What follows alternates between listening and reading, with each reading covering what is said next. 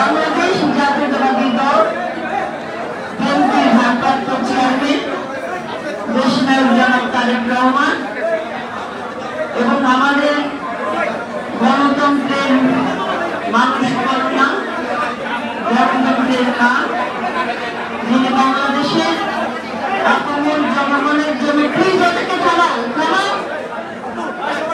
যিনি আকস্মিকভাবে নেতৃত্ব দিয়েছেন সাবেক 3 বারের প্রধানমন্ত্রী দেশনেত্রী বেগম খালেদা জিয়া এবং কেরানীগঞ্জে আপনাদের সকলের সন্তান, আপনাদের অভিভাবক, আমাদের অভিভাবক, বিএনপি জাতীয় স্থায়ী কমিটির সম্মানিত সদস্য, কেরানীগঞ্জের কর্ণধার, আমাদের প্রিয় নেতা বাবু চন্দ্র রায়ের পক্ষ থেকে এবং বিএনপির পক্ষ থেকে আপনাদের সকলকে শারদীয় দুর্গা পূজার শুভেচ্ছা এবং অভিনন্দন জানাচ্ছি।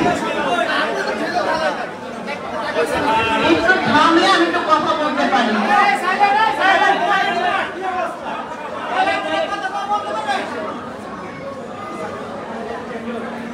আপনাদের সামনে আমরা এসেছি শারদীয় দুর্গা পূজার উৎসব একসাথে ভাগাভাগি করে নিতে।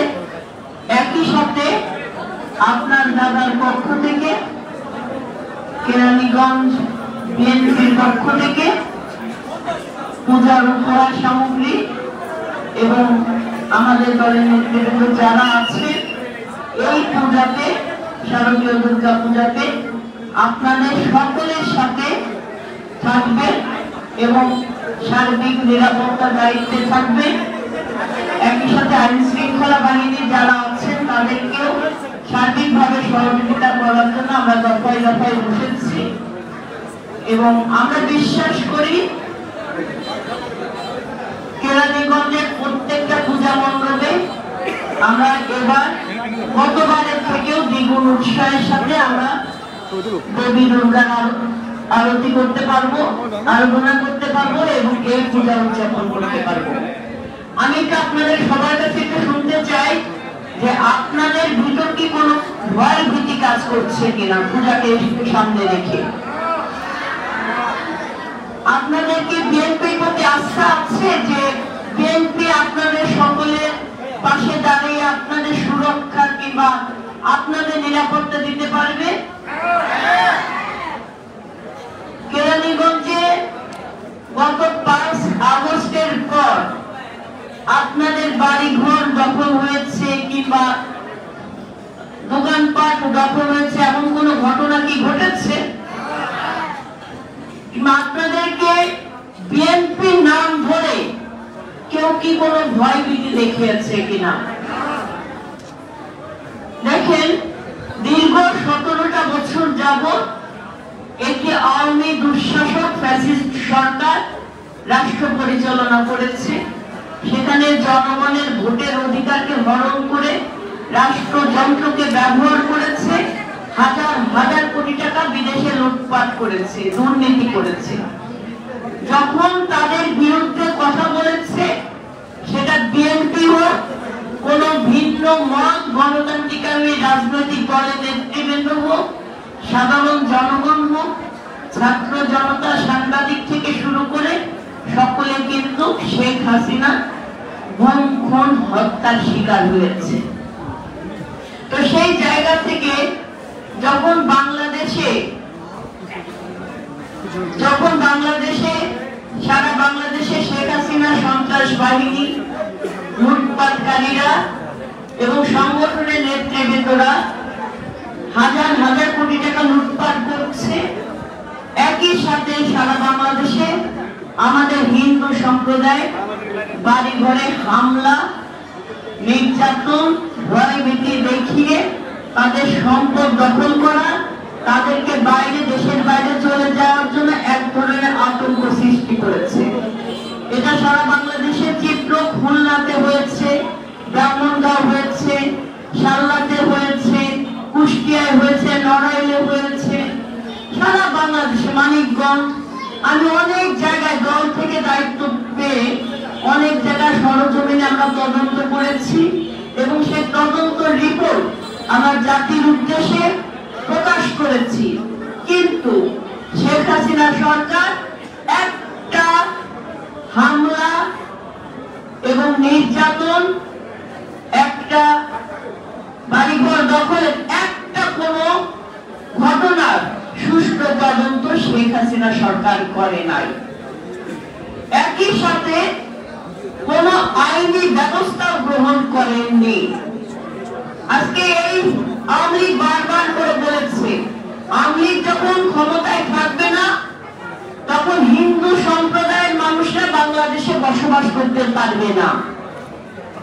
এই আওয়ামী লীগ বলেছে, ওবায়দুল কাদের থেকে শুরু করে শীর্ষ নেতারা বলেছেন, যেদিন আওয়ামী লীগ ক্ষমতাচ্যুত হবে সেই দিন একদিনে 10 লক্ষ লোক মারা যাবে। আমি দিদি আপনাদের কাছে একটু জানতে চাই, আপনারা কি এখন বাংলাদেশে আছেন নাকি ইন্ডিয়াতে আছেন? তাহলে শেখ হাসিনা যে বলল বাংলাদেশে যখন সে থাকবে না, তার সরকার থাকবে না, তখন হিন্দুরা থাকতে পারবে না। দেখেন, একইভাবে সারা বাংলাদেশে তারা একটা প্রচার দেয় যে হিন্দু মানে নৌকায় ভোট দেয়। বিষয়টা কি তাই? আপনারা কি সবাইকে নৌকায় ভোট দেন? আপনারা কি ভোট দিতে পেরেছেন গত 4 টার্ম ধরে? পারেন নাই। অর্থাৎ আপনাদেরকে বিবেচনা করতে হবে, বাংলাদেশের হিন্দু সম্প্রদায়কে নিয়ে আওয়ামী লীগ রাজনীতি করেছে।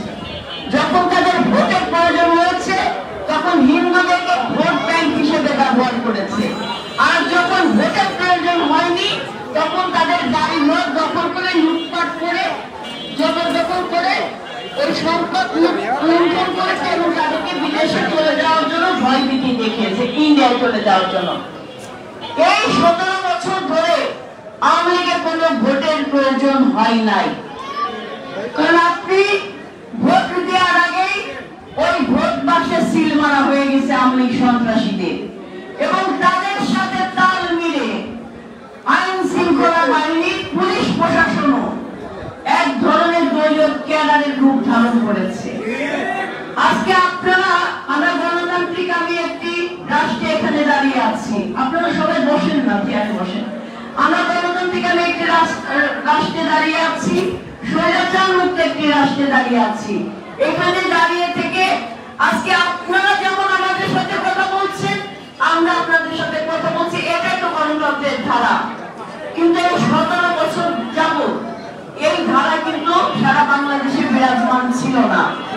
আমরা কেরানীগঞ্জে যখনই আপনাদের কাছে এসেছি এই পূজার সামগ্রী নিয়ে এবং আর্থিক অনুদান দিতে, পদে পদে বাধা সৃষ্টি করা হয়েছে।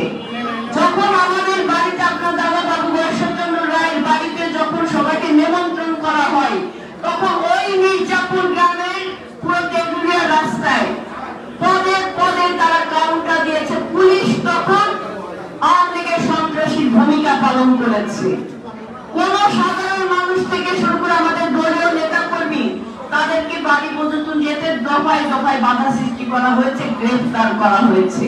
কার ইশারায়? নসরুল হামিদ বিপু সাহেবের ইশারায়। কার ইশারায়? ভূমিদস্যু শাহীন চেয়ারম্যানের ইশারায়। এই আগানগরে দেবী দুর্গা যখন বিসর্জন দেওয়া হয়, সেই বিসর্জন দেওয়ার ক্ষেত্রে কিন্তু তারা বাধা সৃষ্টি করেছিল। প্রতিবাদটা কিন্তু আমরাই করেছিলাম সর্বপ্রথম বিএনপির পক্ষ থেকে। আপনাদেরকে আমরা বলবো, আপনাদের কাছে আমরা কিচ্ছু চাই না, শুধু আপনাদের ভালোবাসাটা চাই, আপনাদের আস্থাটা চাই। আমরা এমন কাজ করতে চাই যেন জনগণ বিএনপির আর আওয়ামী লীগের ভিতরে একটা তফাৎ খুঁজে পায়। আজকে আপনাদেরকে প্রেক্ষাপট চিন্তা করতে হবে। শেখ হাসিনাকে কিন্তু কেউ জোর করে বিদেশে যেতে বাধ্য করে নাই। শেখ হাসিনা নিজে বাংলাদেশ থেকে পালিয়ে ইন্ডিয়ায় চলে গিয়েছে। তাহলে আপনারা ভাবেন কতটা দুঃশাসন, নির্যাতন, নিপীড়ন করলে, কতটা দুর্নীতি, লুটপাট এবং আপনার অপকর্ম করলে একটা রাষ্ট্রের পালিয়ে যেতে বাধ্য হয়। এগুলো আপনাদেরকে অনুধাবন করতে হবে। আমাদের নেতা দলের ভারপ্রাপ্ত চেয়ারম্যান দেশনায়ক জনাব তারেক রহমান আমাদের নেত্রী বেগম খালেদা জিয়াকে দফায় দফায় মামলা দেওয়া হয়েছে। মিথ্যা মামলা দিয়ে একের পর একটা মিথ্যা মামলা দিয়ে কারাগারে আটকে রাখা হয়েছে খালেদা জিয়াকে বৃদ্ধ বয়স পর্যন্ত। আজকে আমাদের নেতা দেশনায়ক জনাব তারেক রহমান বাংলাদেশের মাটিতে ফিরতে পারে নাই শুধুমাত্র শেখ হাসিনার প্রতিহিংসার কারণে। এখন কি তা আপনারা উপলব্ধি করতে পারছেন? কথা বলেন প্লিজ, আপনারা কি সেটা উপলব্ধি করতে পারছেন? আপনাদেরকে আওয়াজ তুলতে হবে। এই কারণে তুলতে হবে, ইন ফিউচারে আবার যদি কোনো ভোটের সুযোগ যখন আসবে, যখন আপনি আপনার ভোট প্রয়োগ করে আপনার জনপ্রতিনিধি নির্বাচন করবেন, আপনার ওই জনপ্রতিনিধি যেন আপনার বিরুদ্ধে রাষ্ট্রযন্ত্রকে ব্যবহার করতে না পারে তার জন্য আপনাদেরকে আওয়াজ তুলতে হবে। একইভাবে যখন আপনারা ভোট প্রয়োগ করতে পারবেন তখন আপনার যে ভোটের অধিকার, সেই অধিকারটা যে আপনি নিজে আপনার কেন্দ্রে যে ভোট প্রয়োগ করেছেন সেটাও আপনাকে বুঝে নিতে হবে। তখনও যদি কোন পুলিশ বাহিনী, ক্যাডার বাহিনী, গুন্ডা বাহিনী কিংবা কোন দলীয় নেতারা আপনাকে যদি কোনো ভয় ভীতি প্রদর্শন করে, আপনার ভোটটা যদি আপনার কেন্দ্রে যাওয়ার আগে কেউ দিয়ে দেয়, সেই ভোটের মাঠেই আপনাকে প্রতিবাদের আওয়াজটা তুলতে হবে। আমরা বিএনপি বারবার করে আমরা বলছি, আমরা যতবার ক্ষমতায় এসেছি জনগণের সরাসরি ভোটের মাধ্যমে আমরা ক্ষমতায় এসেছি। আমরা বিশ্বাস করি বাংলাদেশের জনগণ এই রাষ্ট্রের মালিক, এদেশের জনগণ। তাই এই জনগণ যাকে ভোট দেবে সেই আগামী দিনে সরকার গঠন করবে, এটাই আমরা প্রত্যাশা করি। তাহলে এখন আমাদের যুদ্ধটা কিসের? আমাদের যুদ্ধটা এখন একটি অন্তর্বর্তীকালীন সরকার আছে। এই সরকারকে আমরা সর্বোচ্চ সহযোগিতা করতে চাই এবং সহযোগিতা করছি, যাতে ইন ফিউচারে খুব তাড়াতাড়ি একটা সুষ্ঠু অবাধ নিরপেক্ষ নির্বাচনের মাধ্যমে জনগণের ভোটে, জনগণের রায়ে যে সরকার গঠিত হবে সেই সরকারকে ক্ষমতা হস্তান্তর করে তাদেরকে রাষ্ট্র পরিচালনা দায়িত্বভার দিতে হবে। যখন আপনার নির্বাচিত সরকার গঠন হবে তখন আপনার সাথে প্রত্যেকটা অন্যায়ের কিংবা আপনার সাথে যে অন্যায়গুলো হচ্ছে তার জবাবটা আপনি তখন চাইতে পারবেন সেই সরকারের কাছে। কিন্তু হাসিনার কাছে কি কেউ বলতে পেরেছে যে আমার ভাই গুম হয়েছে, আমি ঘর ছাড়া হয়ে গিয়েছি, এর ব্যাপারে আপনি বিচার করবেন কিংবা আপনার স্বাধীন বিচারালয়ে আমি এর বিচার চাই? সেটা কিন্তু হয় নাই। শেখ হাসিনা একসাথে বিচার বিভাগকে পরিচালনা করেছে, তার এক আমলের ইশারার বাইরে বিচার বিভাগ কিন্তু কোনো কার্য সম্পাদন করতে পারে নাই। সাবেক প্রধান বিচারপতি এস.কে. সিনহা বাবু, তিনি বাংলাদেশ থেকে পালিয়ে যেতে বাধ্য হয়েছে। তাকে পালিয়ে যেতে না, উনি পালিয়ে যায় না, তাকে জোর করে দেশ ত্যাগ করতে বাধ্য করেছেন শেখ হাসিনা সরকার। এই জিনিসগুলো আপনাদেরকে অনুধাবন করতে হবে। আমি আপনাদেরকে অনুরোধ করব, যে কোনো সমস্যা হতেই পারে, আমাদের অনেক ভুল হতে পারে, রাজনীতি করতে গেলে আমরাও তো মানুষ, আমাদের ভুলটাও আপনারা আমাদের চোখে আঙুলে দেখিয়ে দেবেন। এই যে শাড়ির প্যাকেটগুলোতে আমার ফোন নাম্বার দেওয়া আছে, আমি ফোন নাম্বারটা এই কারণে দিলাম, আমি ফোন নাম্বারটা কিন্তু আমার প্রচারের জন্য দেই নাই, আমি ওই শাড়ির প্যাকেটে ফোন নাম্বারটা এই কারণে দিয়েছি, যদি বিএনপি নাম ধরে কোন নেতৃবৃন্দরা আপনার ঘরে কোন রকমের কোন লুটপাট, দুর্নীতি, চাঁদাবাজি করতে যায়, সেক্ষেত্রে আপনারা সরাসরি আমাদের ফোন করে আপনারা আমাকে জানাবেন। কারণ আমি চাই কি, আমরা চাই, আপনার দাদা চাই, ভোটের সময় আপনারা কি করবেন সেটা আপনার ব্যক্তিগত ব্যাপার, এটা আমাদের কোনো কিছু নয়। আমরা আমাদের আপনারা প্রার্থী যখন হবেন আপনাদের কাছে আমরা ভোট চাবো, এটা আমাদের গণতান্ত্রিক অধিকার। আপনি কাকে ভোট দেবেন সেটা আপনার গণতান্ত্রিক অধিকার, কিন্তু আপনাদের সাথে আমাদের সম্পর্কটা হবে আত্মার সাথে আত্মার সম্পর্ক। কারণ আমরা বিশ্বাস করি বাবু বর্ষচন্দ্র রায় এবং আমরা বিএনপি নেতৃত্ব, আমরা বিশ্বাস করি রক্তের সম্পর্ক থেকে আত্মার সম্পর্ক অনেক বেশি নিবিড় হয়। এই সম্পর্কটা কখনো একতরফা হয় না, এই সম্পর্কটা কিন্তু দুই তরফা থেকে নির্ধারণ করা হয়। আজকে আমরা আপনার কাছে আসছি আপনাদের কথা শোনার জন্য কিংবা আপনাদের সাথে আত্মার বন্ধন করার জন্য। এখন আজকে আপনার কাছে আসবো, আমরা তো প্রত্যাশা করবো যে কালকে আপনারা আমার ডাকে আমার বাড়িতেও আসবেন, আসবেন না আপনারা? আগামী 10 তারিখ সপ্তমী পূজার দিন আপনার দাদার বাড়ি মির্জাপুর কোন্ডা ইউনিয়ন রায়বাড়ি, আপনারা সবাই নিমন্ত্রিত থাকলেন।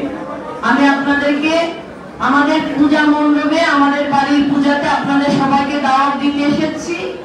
আমি বিশ্বাস করি আপনারা এই দাওয়াতটা গ্রহণ করে আমাদের বাড়িতে আপনাদের পদধূলিটা দেবেন, আমরা অনেক খুশি হব। আর যে কোনো সমস্যা আপনারা বলবেন, জীবনের সর্বোচ্চ ঝুঁকি নিয়ে হলে আপনাদের পাশে আমরা ছায়ের মতো দাঁড়াবো। আরেকটা কথা বলে যাই, প্রতিবাদটা কিন্তু শুধু রাজনৈতিক ভাবে হয় না। আপনার অধিকারটা যেমন আপনাকে রক্ষা করতে হবে, একজন যে আপনারা কখনো নিজেকে সংখ্যালঘু ভাববেন না, আপনারা ভাববেন এটা ভাবার কোনো কিছু নাই, আপনারা বাংলাদেশের নাগরিক, আমরা বাংলাদেশে, এটাই আমাদের সবচেয়ে বড় পরিচয়। আমরা যদি নিজেদেরকে সংখ্যালঘু ভাবি তাহলে আমার পাশের ভাইটা কিন্তু সুযোগ করে নিয়ে যাবে।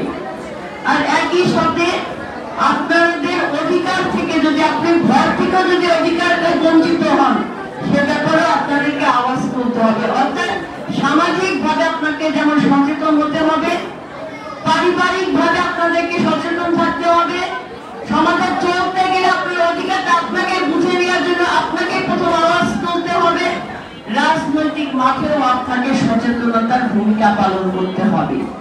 যারা দুর্নীতি করেছে, লুটপাট করেছে, হাজার হাজার কোটি টাকা বিদেশে পাচার করেছে, তাদের ষড়যন্ত্র কিন্তু এখনো বিদ্যমান, তারা এখনো ষড়যন্ত্র করছে। তারা সারা বাংলাদেশে এক ধরনের আয়োজন সৃষ্টি করতে চায়, বাংলাদেশের হিন্দুরা নাকি নিরাপত্তায় নাই, এটা ভারত বলে, কিছু কিছু মিডিয়া বলে। আমি জানতে আপনাদের মুখ থেকে শুনলাম, কোন্ডা ইউনিয়নে শুনেছি, তেগুড়িয়া ইউনিয়নে শুনেছি, সুমাত্রার এক অংশে আমরা শুনেছি। আপনারা কি কেউ নির্যাতিত হয়েছেন কিনা? কেউ নির্যাতিত হয়নি। ঢাকার সবচেয়ে নিকটতম কেরানীগঞ্জ, সেখানে আমাদের হিন্দু সম্প্রদায়ের মানুষরা নিরাপত্তায় আছে। সারা বাংলাদেশে কিন্তু একই চিত্র বিদ্যমান। হ্যাঁ, কিছু কিছু জায়গায় কিছু বিচ্ছিন্ন ঘটনা ঘটেছে, এটা বিচ্ছিন্ন ঘটনার বাইরে কোনো ঘটনা না। যেমন একটা আওয়ামী দোসরদের 10টা বাড়িতে আগুন দিয়েছে 5 তারিখে, এটা সারা বাংলাদেশে হচ্ছে, আপনারা দেখেছেন। আজকে আপনারা একবার একটু বিবেচনা করেন, ওই গণভবনে কেন হামলাটা হলো, ওই গণভবনে কিভাবে এভাবে লুটপাট করলো সাধারণ জনগণ, কেন ওইখান থেকে সবকিছু ছিঁড়ে ছুঁড়ে ফেলে দিল?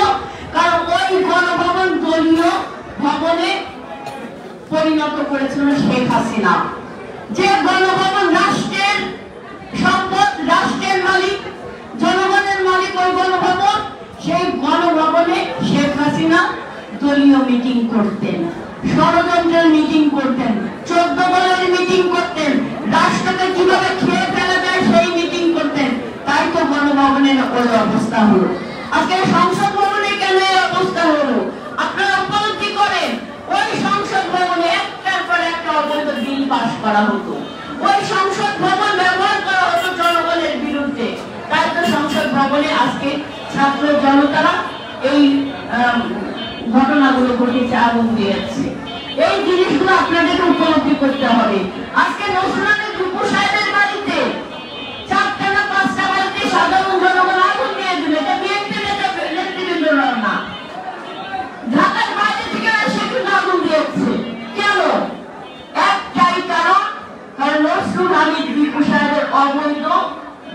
দুর্নীতি এবং লুটপাটের কারণে। আজকে আওয়ামী লীগের কোন নেতারা সাহস করে বলতে পারে না আমি আওয়ামী লীগ করি, আমি আওয়ামী লীগের দায়িত্বভার গ্রহণ করছি। কেন বলতে পারে না? কেউ বলতে করে এই কারণে বলতে পারে না, কারণ যে দলের সর্বোচ্চ নেতা পালিয়ে যায় সে দলের আর কোনো অস্তিত্ব থাকে না। শেখ হাসিনা পালিয়ে গিয়ে শুধু তার একক অস্তিত্ব বিলীন করে না, সমগ্র আওয়ামী লীগের অস্তিত্ব বিলীন করে দিয়েছে। এই জিনিসগুলো আপনারা অনুধাবন করেন, আমরাও করছি, কারণ আমাদেরও শুদ্ধিচারণের দরকার আছে। কারণ আমরা যদি এখন থেকে আমাদের আগামী পথ চলা কেমন হবে সেটা যদি সংযত করতে না পারি, লোককে যদি সংযত করতে না পারি, নিজেকে যদি সংযত করতে না পারি, আমাদের পরিণতিও কিন্তু শেখ হাসিনার মতনই হবে। তাই আমরা চাই না বাংলাদেশে আর কোন স্বৈরাচার আবার মাথা চাড়া দিয়ে উঠুক। আমরা চাই আমার দলেও যদি কেউ অন্যায় করে সেই প্রতিবাদটা আমরা আমাদের দলের মধ্যেই করে তুলব। কারণ গণতন্ত্রের চর্চা প্রথমে ঘর থেকে শুরু করতে হবে, তারপরে রাজনৈতিক পরিমণ্ডলে, তারপরে রাষ্ট্রের পরিমণ্ডলে করতে হবে। এর বিকল্প কোনো উপায় নাই। আপনাদের যারা সন্তানরা আছে, ছেলে মেয়েরা আছে, যারা স্কুলে যাওয়া আসা করছে, তাদের জন্য আমি আপনাদেরকে অনুরোধ করব, আপনার সন্তানকে আপনারা সঠিক শিষ্টাচারটা শিখাবেন। সমাজে কিভাবে একজন ভালো মানুষ হওয়া যায় সেটা তার ভিতর আগে সৃষ্টি করবেন। মাথায় রাখবেন, সন্তানকে ভালো মানুষ করা একটা মায়ের সবচেয়ে বড় দায়িত্ব। হয়তো আপনার সন্তান অনেক টাকা পয়সা আয় করতে না পারে, কোনো সমস্যা নাই। যদি সে সুনাগরিক হয়, তার ভিতরে যদি মানবিকতাটা ঢুকাতে পারে, জ্ঞান বুদ্ধি ঢুকাতে পারেন, আরেকজনের উপকার করতে হবে এই বিবেচনা যদি আনতে পারেন, বড়দেরকে কিভাবে সম্মান করতে হবে সেই বোধটা যদি আনতে পারেন, টাকা পয়সা দিয়ে কিন্তু সুখ লাভ করা যায় না। এই শিষ্টাচার, মানবিকতা, এইগুলো দিয়ে কিন্তু সংসারে সুখ শান্তি আসে। আর যখন আপনার সন্তানকে সঠিক শিক্ষাটা না দেবেন, ও যত করে জজ ব্যারিস্টার হোক, যদি মদের মতোটা একবার ধরে ফেলে ওই সংসারে শান্তি শেষ। এই জিনিসগুলো আপনারা উপলব্ধি করবেন। ঠিক একই ভাবে আপনার ঘরে আপনার পুত্রবধূ আছে, আপনার মেয়ে আছে, দুজনই আছে, এই দুজনের মধ্যে কখনো তফাৎটা করবেন না। একইভাবে আপনার ছেলে সন্তান মেয়ে সন্তানের মধ্যে কখনো তফাৎ করবেন না। এই জিনিসগুলো যখন আমরা পারিবারিক ভাবে শুরু করব, এই শিষ্টাচারগুলো দেওয়া শুরু করব, দেখবেন আমাদের সমাজ কিন্তু পাল্টে গিয়েছে। তখন এই মাদকের আস্তানা হবে না, এইভাবে যখন তখন যাকে খুশি তাকে মাস্তানি করা, গুন্ডামি করা, এগুলো থাকবে না। সমাজে ভালো মানুষ সৃষ্টি করতে হবে। তার জন্য আমাদেরকে শুধু রাজনৈতিক বক্তব্য দিলেই চলবে না। আমরা চাই আমাদের কেরানীগঞ্জ একটা মডেল বাসযোগ্য কেরানীগঞ্জ গড়ে উঠুক, এবং তার জন্য যে ধরনের সহযোগিতা আপনারা চান, আপনারা কেমন কেরানীগঞ্জ দেখতে চান, কেমন করলে আপনারা আমাদের প্রতি আস্থা অর্জন করবেন, আপনারা দয়া করে ওই ফোন নাম্বারে ফোন করে আমাকে জানাবেন। আবার যদি মনে করেন আমার কোনো কাজটা আপনার ভালো লাগছে না, আমার সমালোচনা অবশ্যই আপনারা করবেন। কারণ আমি মনে করি সমালোচনা একজন মানুষকে এগিয়ে যাওয়ার জন্য সবচেয়ে বড় আশীর্বাদ। আমি ওই আশীর্বাদটা মাথায় নিয়ে আমি আগামী দিনে পথগুলো চলতে চাই। আপনাদের সবাইকে অনেক ধন্যবাদ। অনেক কষ্ট করে এখানে আছেন, বসে আছেন। শারদীয় দুর্গা পূজার আবারও শুভেচ্ছা জানাচ্ছি। ভগবান দেবী দুর্গা আপনাদের সকলের মঙ্গল করুক, আপনাদের সংসারে সুখ শান্তি নিয়ে আসুক। আগামী দিনে আপনাদেরকে আমাদেরকে সকলকে নিরাপদ রাখুক, এই প্রত্যাশা এই আশা রেখে দেবী দুর্গার কাছে এই প্রার্থনা করে আমার বক্তব্য এখানে শেষ করছি।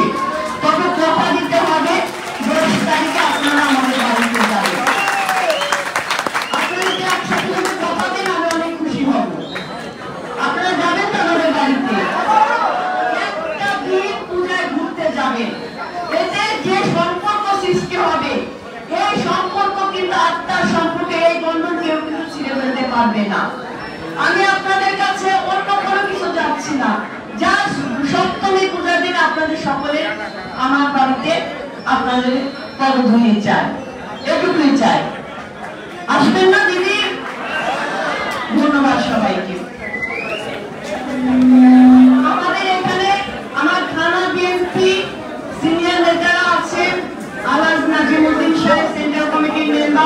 সাধারণ সম্পাদক মোজাদ্দেদ আলী বাবু ভাই, আগানগর ইউনিয়ন সভাপতি রহমান শপু এবং সেক্রেটারি আসাদ খান, আমাদের থানা বিএনপি সাংগঠনিক সম্পাদক ফজল সাহেব, থানা বিএনপি সম্মানিত সদস্য সাবেক জেলার সাংগঠনিক সম্পাদক জয়নাল আবেদীন বাবু সাহেব, তারপর আপনার কালু সাহেব আছেন, শহীদুল ভাই আছেন, আজাদ ভাই আছেন, জিজিরা ইউনিয়নে আমাদের থানা সম্মানিত সদস্য জলিলুজ্জামান বাবু আছেন এবং জিজিরা ইউনিয়ন বিএনপি অঙ্গ সহ থেকে শুরু করে আগানগর ইউনিয়ন বিএনপি অঙ্গ সহ থেকে সংগঠন সকল নেতৃবৃন্দরা যারা আয়োজন করেছে তাদের সবাইকে ধন্যবাদ এবং কৃতজ্ঞতা জ্ঞাপন করছি। এবং আমরা সবাই আপনাদের পাশে থাকবেন, যে কোনো সমস্যা হলে আপনারা অবশ্যই তাদেরকে বলবেন। আপনার দাদা এবং আমাদের বিএনপির পক্ষ থেকে এই পূজার উপলক্ষে মন্দির কমিটি আমার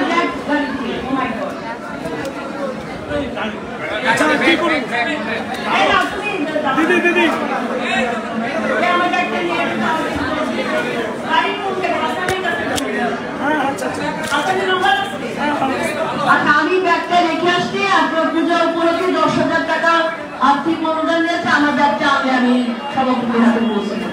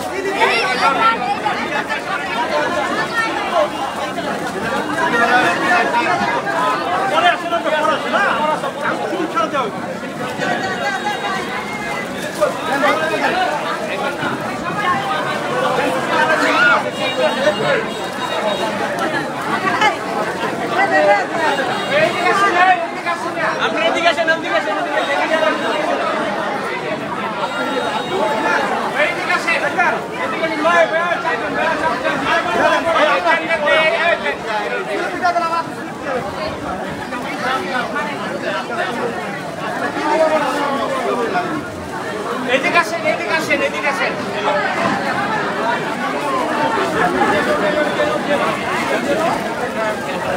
এদিকে আসেন, এদিকে সামনে দিয়ে সুন্দররা। দেন দেন দেন।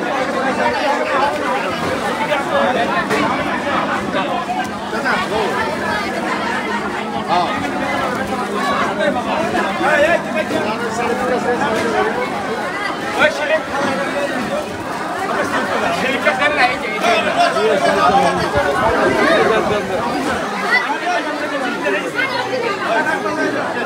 ওই সেলিম বেজাই এই সেলিম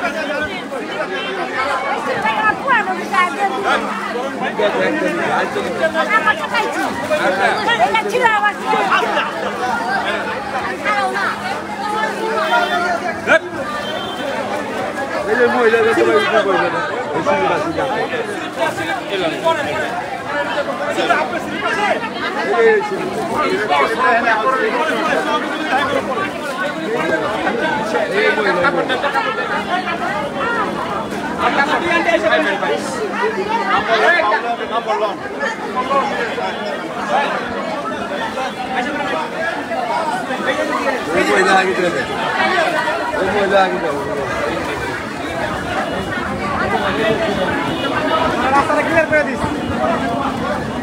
আস্তে আস্তে